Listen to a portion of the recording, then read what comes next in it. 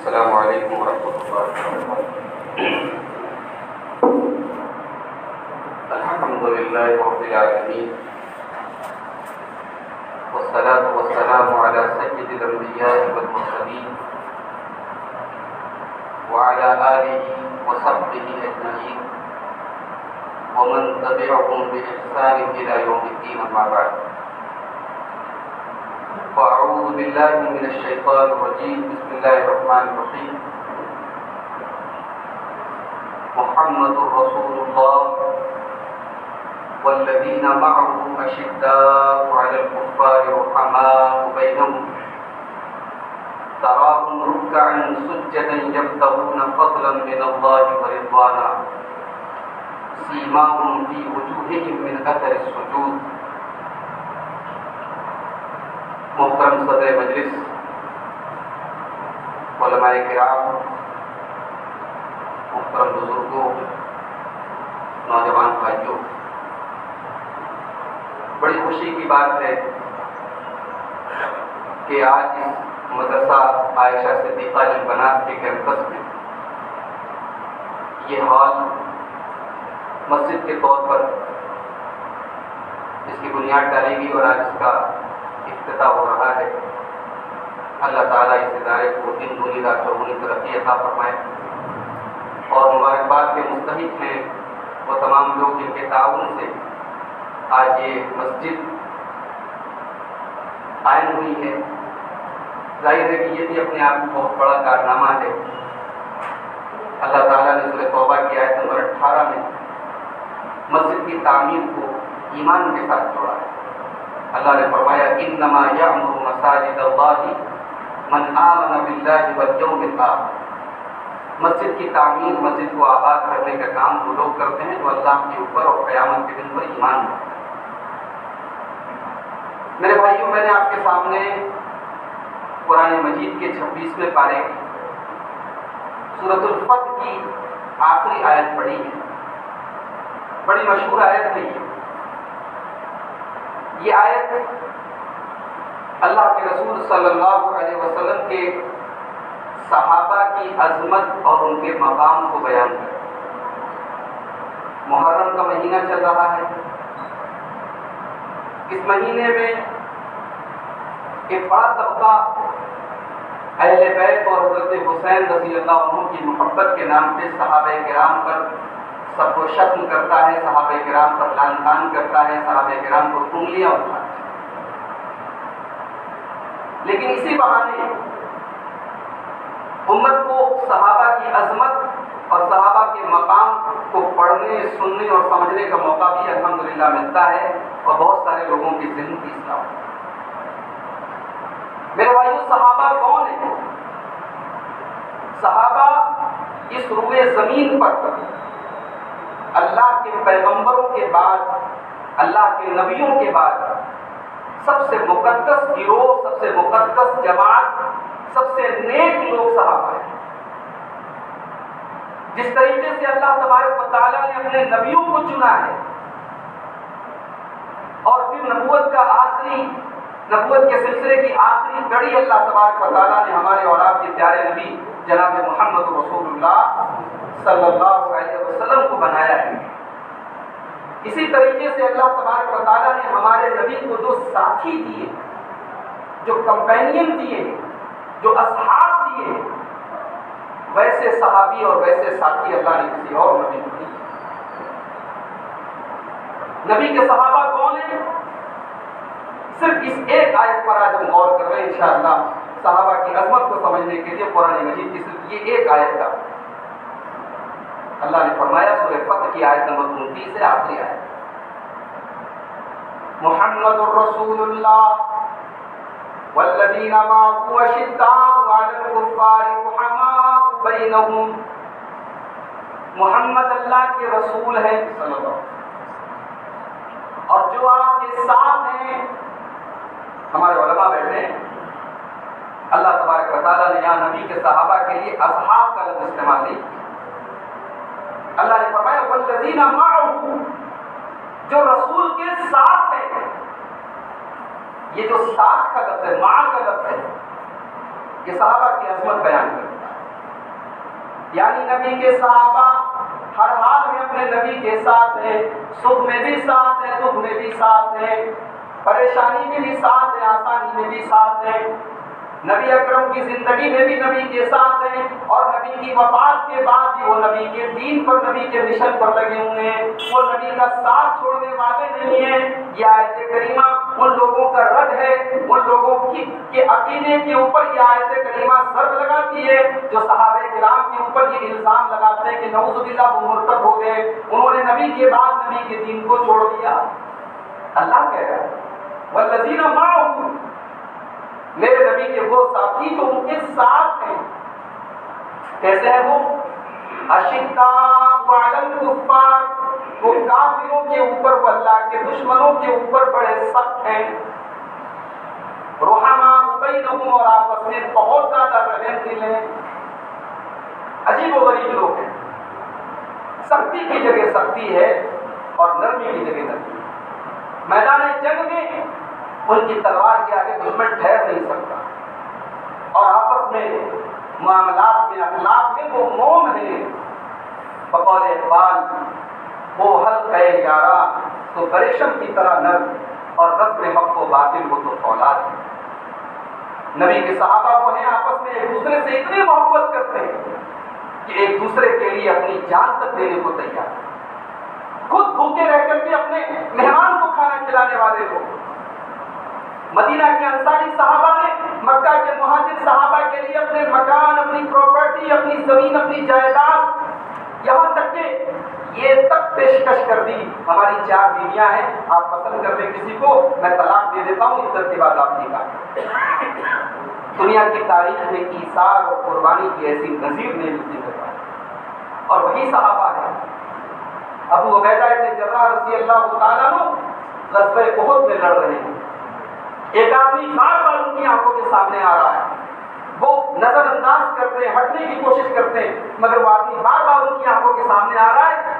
بلال حضرت ابو عبیدہ نے اس شخص کو، اس انسان کو قتل کر دیا، اور تاریخ ہمیں بتاتی ہے کہ ابو عبیدہ کی تلوار سے مرنے والا یہ انسان ان کے والد تھے، ان کا باپ تھا جو کفر کی حالت میں تھا، مشرک تھا، اور مسلمانوں کے خلاف اس جنگ میں لڑ رہا۔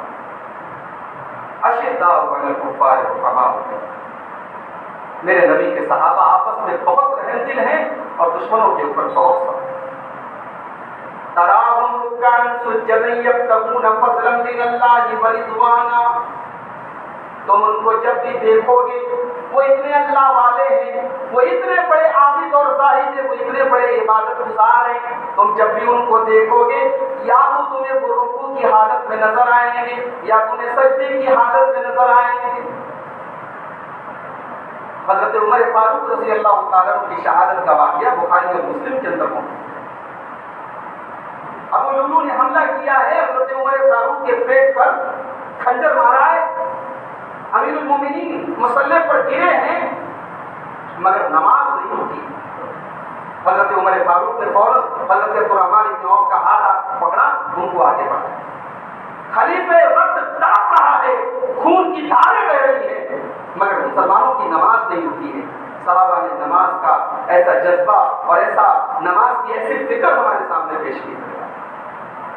آج ہمیں سے بہت سارے لوگ ہیں، نماز کے اوپر تقریریں ہوتی ہیں، جمعہ کے خطبے ہوتے ہیں، وقتی طور پر ایک جذبہ پیدا ہوتا ہے، نماز ہم شروع کرتے ہیں، پھر صاحب پتہ لگا کاروبار میں، گھریلو کاموں میں، دنیا کے کاموں میں ہم الجھ کے رہ گئے، نماز چھوٹ رہی ہے، ہمیں کوئی فکر نہیں۔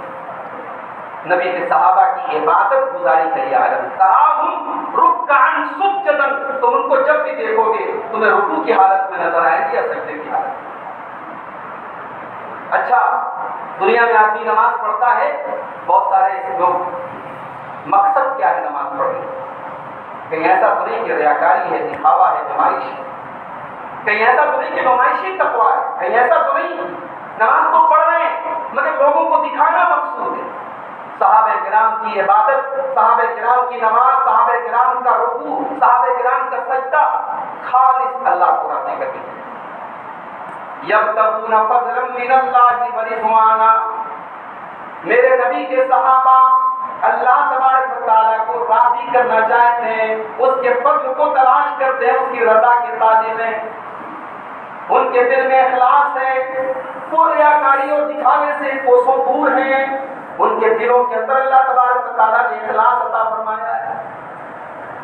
آج ہمیں اور آپ کو صحابہ کرام کی اس صفت کے سامنے بھی اپنے گھر والوں میں جھانکنے کی ضرورت ہے۔ ہمارے یہاں نیکیوں کی کمی نہیں ہے، مسجدیں بڑی شاندار بن رہی ہیں، صدقہ اور خیرات کرنے والے بھی ہزاروں ہیں، کمی ہے میرے بھائیوں کو اخلاص کی کمی ہے۔ ایک زمانہ تھا جو کہتے تھے نیکی کر دریا میں ڈال، نیکی کرو اور چھپا لو۔ حضرت علی بن حسین کے بارے میں تاریخ کی کتابیں ہمیں بتاتی ہیں، مدینہ کے غریبوں کی مدد کرتے تھے، پوری زندگی مدد کرتے رہے، ان کے گھر میں اناج کی بوریاں پہنچاتے رہے۔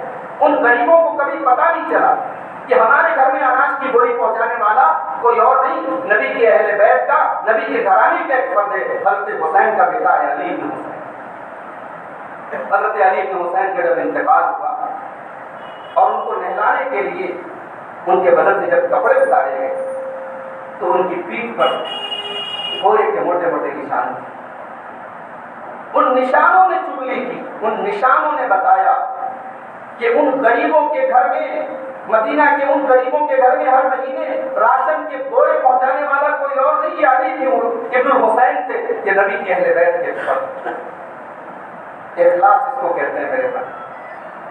آج تو نیکیوں کی نمائش کا دور ہے، نیکیوں کی پبلسٹی کا دور ہے، نیکیوں کی شہرت کا دور ہے۔ یبتغون فضلا من اللہ ورضوانا، صحابہ وہ ہیں جو رات کی تاریکیوں میں روتے ہیں، صحابہ وہ ہیں جو رات میں جب دنیا سو رہی ہو اللہ کی بارگاہ میں روتے ہیں۔ سیدنا علی بن ابی طالب رضی اللہ تعالیٰ عنہ رات کے اندھیرے میں جب دنیا سو رہی ہے، علی بن ابی طالب رو رہے ہیں اپنی داڑھی پکڑ کر اور کہہ رہے کہ اے دنیا انی قد طلقتک طلاقا، میں تجھے طلاق دے چکا ہوں، میں تجھ سے اپنا پیچھا چھڑا چکا ہوں۔ دنیا سے اپنی کراہیت اور دنیا سے اپنی دوری اور دنیا سے اپنی بے رغبتی کا اظہار کر رہے ہیں اور اللہ تبارک و تعالیٰ کے خوف اور اللہ کے ڈر سے رو رہے ہیں۔ یبتغون فضلا من اللہ ورضوانا، صحابہ کرام اللہ کے رضا اور اللہ کے فضل کے ساتھ۔ آگے فرمایا سیماہم فی وجوہہم من اثر السجود، صحابہ کی نشانی یہ ہے، صحابہ کی علامت یہ ہے، ان کے پیشانیوں پر سجدے کے نشان ہیں۔ علماء کہتے ہیں کہ یہاں سجدے کے نشان سے مراد ایک تو نارمل جو سجدے کا نشان ہوتا ہے وہ ہے، اور بعض مفسرین نے اس آیت کی تفسیر میں لکھا کہ جو آدمی نمازی ہوتا ہے، جو پرہیزگار ہوتا ہے، جو عبادت گزار ہوتا ہے، اس کا چہرہ بتاتا ہے کہ ہاں یہ اللہ والا ہے۔ جب مسلمانوں کی فوج بیت المقدس کو فتح کرنے پہنچی تھی تو تاریخ ہمیں بتاتی ہے کہ بیت المقدس کے جو پادری تھے، جو وہاں عیسائیوں کے جو راہب تھے، انہوں نے صحابہ کرام کے چہرے دیکھ کر، صحابہ کرام کی صورتیں دیکھ کر کہا کہ اللہ کی قسم ہم نے انجیل میں حضرت عیسیٰ کے حواریوں کے بارے میں پڑھا تھا، ان کے چہرے کی نورانیت کے بارے میں پڑھا تھا، ان کی خوبصورتی کے بارے میں پڑھا تھا، اللہ کی قسم یہ ان سے بھی زیادہ پاکیزہ ہے۔ سیماہم فی وجوہہم من اثر السجود، ان کے چہروں پر سجدے کی وجہ سے ایک نور ہے، ان کی سیرت کا اثر ان کی صورت پہ نظر آتا ہے، ان کے اخلاق کا، ان کے کیریکٹر کا اثر ان کے چہرے پر نظر آتا ہے۔ تو میرے بھائیوں، اللہ تعالیٰ نے صحابہ کی یہ کوالٹی بیان کی، یہ صفات بیان کی۔ اس کے بعد فرمایا ذالک مثلہم فی التوراۃ ومثلہم فی الانجیل، صحابہ کا تذکرہ صرف قرآن میں نہیں ہے، میرے آخری نبی کے صحابہ کا تذکرہ تمہیں تورات اور انجیل میں دکھے۔ آج دنیا کو ضرورت ہے اسلام پر اگر عمل کرنا ہے، اسلام پر پریکٹیکل عمل کر کے دکھایا ہے صحابہ۔ قرآن اور حدیث ہمارے لیے یقیناً حجت ہے، اسلام قرآن و حدیث کا نام ہے، مگر قرآن و حدیث کو فالو کیسے کیا جائے، قرآن و حدیث میں چلا کیسے جائے، قرآن و حدیث کا پریکٹیکل اگر کسی نے دکھایا ہے تو وہ نبی کے ساتھ۔ آج ہمارے بہت سارے نوجوان ہیں، میں ان کو ایک اور پیغام دینا چاہتا ہوں صحابہ کی عظمت کے حوالے سے۔ صحابہ کرام کو اللہ تعالیٰ نے 3 خصوصیات سے نوازا تھا۔ حضرت عبداللہ ابن عمر رضی اللہ تعالیٰ عنہ فرماتے ہیں کہ نبی کے صحابہ کو اللہ تعالیٰ نے 3 چیزیں دی تھی، وہ دنیا میں کسی اور کو نہیں دی۔ ابر هذه الامه قلوبا واعمقهم علما واقلهم تکلفا.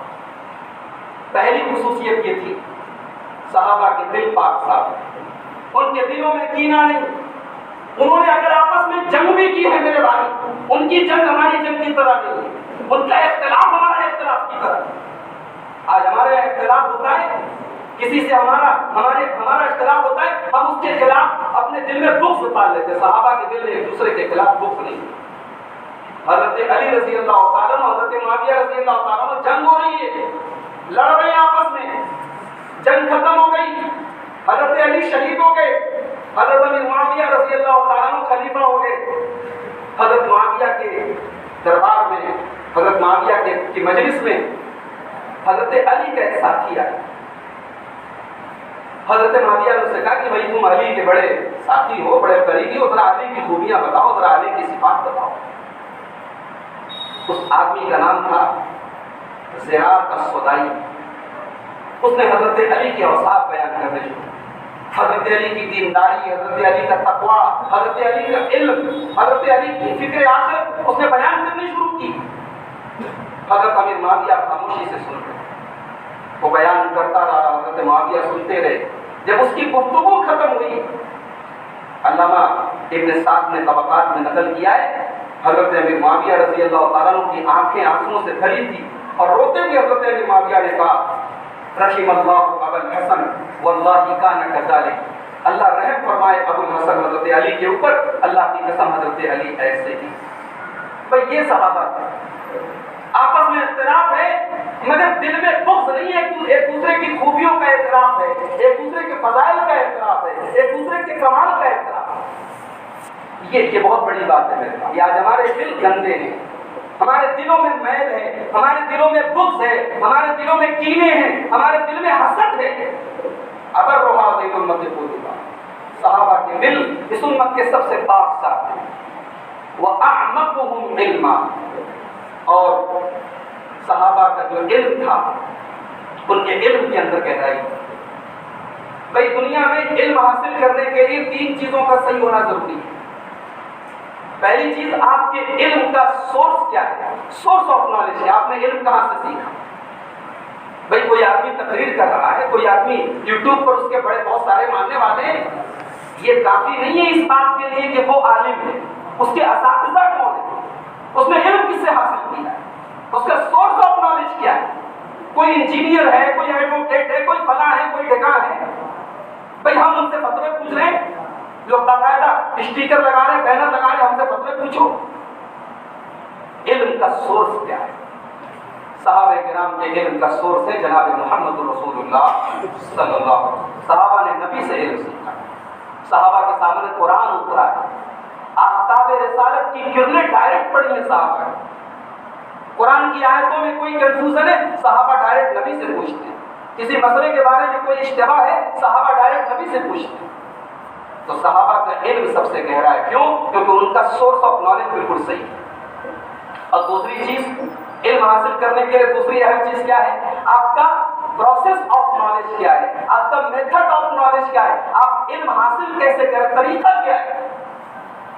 بھائی میڈیکل سائنس کی کتابیں پڑھ کے آپ ڈاکٹر نہیں بن سکتے. صحابہ نے قرآن پڑھ کر کے دین حاصل نہیں کیا، صحابہ نے نبی سے قرآن کو سیکھا ہے. صحابہ نے علم سیکھنے کا، علم حاصل کرنے کا جو طریقہ ہے، اس طریقے کو بالکل پراپر اس طریقے کو اپنایا. صحابہ کرام تو وہ لوگ ہیں کہتے ہیں ہم نبی سے 10 آیتیں سیکھتے تھے اور جب تک عمل نہیں کرتے تھے آگے نہیں بڑھتے. ایسا علم حاصل کرنے والا کہاں ملے گا بھائی؟ 10 آیتیں سیکھی، عمل کیا، تب آگے بڑھو. اور صحابہ کے اندر تیسری خاص بات یہ تھی کہ علم حاصل کرنے کے بعد تیسری کنڈیشن ہوتی ہے کہ آپ کا ریزلٹ آف نالج کیا ہے. آپ نے نالج حاصل کر لی، آپ نے علم حاصل کر لیا، ریزلٹ کیا ملا، امت کو کیا دیا آپ نے، اس علم کے اوپر عمل کتنا کیا، اس علم کی تبلیغ کتنی کی. صحابہ نے نبی سے دین سیکھا، اس پر عمل کیا اور امت کو پہنچایا. بھائی ابو ہریرہ رضی اللہ تعالیٰ عنہ بھوکے پیاسے رہتے ہیں، نبی کی صحبت میں 3 ساڑھے 3 سال انہوں نے گزارے، مگر 24 گھنٹے وہ نبی کے گھر پہ رہتے ہیں. نبی کی ایک ایک بات یاد کرتے ہیں، اور یہی وجہ ہے کہ 5374 حدیثوں کے راوی حضرت ابو ہریرہ رضی اللہ عنہ۔ یہ بہت بڑی بات ہے۔ 3.5 سال کی تقریباً مدت گزاری نبی کے ساتھ، لیکن ان کا حفظ ایسا تھا، ان کی میموری ایسی تھی، اور دین کو پھیلانے کی اور دین کو سیکھنے اور سکھانے کی ایسی تڑپ ان کے اندر کی تھی کہ اللہ تبارک و تعالیٰ نے ان کو اپنے نبی کی حدیثوں کا حافظ بنا۔ تو رزلٹ آف نالج بھی صحابہ کا بالکل صحیح۔ تو عبداللہ بن عمر کہتے ہیں صحابہ کا علم سب سے گہرا ہے۔ اور تیسری خاص بات یہ ہے وہ اقلہم تکلفا، صحابہ کیا تکلف نہیں تھا، صحابہ کیا بناوٹ نہیں تھی، صحابہ کیا تصنع نہیں تھا، ان کی چال ڈھال کھان پان رہن سہن سب بالکل سادہ تھا۔ بھئی آج کوئی مثال ہے، آج کسی شہر کا کوئی منتری بن جائے، کوئی منسٹر بن جائے، اس کے گھر کی حالت دیکھیں آپ، اس کا لائف اسٹائل دیکھیں، اور یہ 22 لاکھ مربع میل پر حکومت کرنے والا عمر ابن خطاب ایک معمولی سے بستر پہ سوتے ہیں اور روکھا سوکھا کھانا کھاتے ہیں اور پیون لگا کپڑا پہنتے ہیں اور راتوں کو گشت لگاتے ہیں کہ میری رعایا میں کوئی بھوکا تو نہیں ہے، کوئی ضرورت مند تو نہیں ہے، کوئی بچہ بھوکا تو نہیں ہے۔ تو میرے بھائیوں، آج صحابہ کی سیرت کو اپنانے کی، صحابہ کا منہج اور صحابہ کی دین کی جو سمجھ ہے، آج اس کو اگر ہم اپنا لیں، بہت سارے مسائل اور بہت ساری پرابلم ختم ہو سکتی ہیں، امت کا اختلاف ختم ہو سکتا ہے اگر ہم اس مدعے پر ایک ہو جائیں کہ بھئی قرآن و حدیث کو تو سب مانتے ہیں، لیکن قرآن و حدیث کو جیسے صحابہ نے مانا ہے، جیسے صحابہ نے سمجھا ہے، ویسے سمجھیں گے اور اس پر عمل کریں گے، انشاءاللہ اس سے سارے مسائل ختم ہو سکتے ہیں۔ آئیے مغرب کا قریب اذان ہونے والی ہے، ہم اللہ سے دعا کریں گے رب العالمین ہم سب کو صحابہ کرام کے منہج پر چلنے کی توفیق عطا فرمائے، صحابہ کرام کی سیرت سے اور ان کی زندگیوں سے ہم سب کو عبرت و نصیحت حاصل کرنے کی توفیق عطا فرمائے۔ رب العالمین خاص طور سے اپنے نوجوانوں کی حق میں دعا کرتا ہوں، اللہ تعالیٰ ان کو توفیق دے، وہ صحابہ کرام کی سیرت کو پڑھیں اور اس کو اپنی زندگی میں اتارنے کی کوشش کریں۔ آمین وآخر دعوانا الحمدللہ رب العالمین، والسلام علیکم۔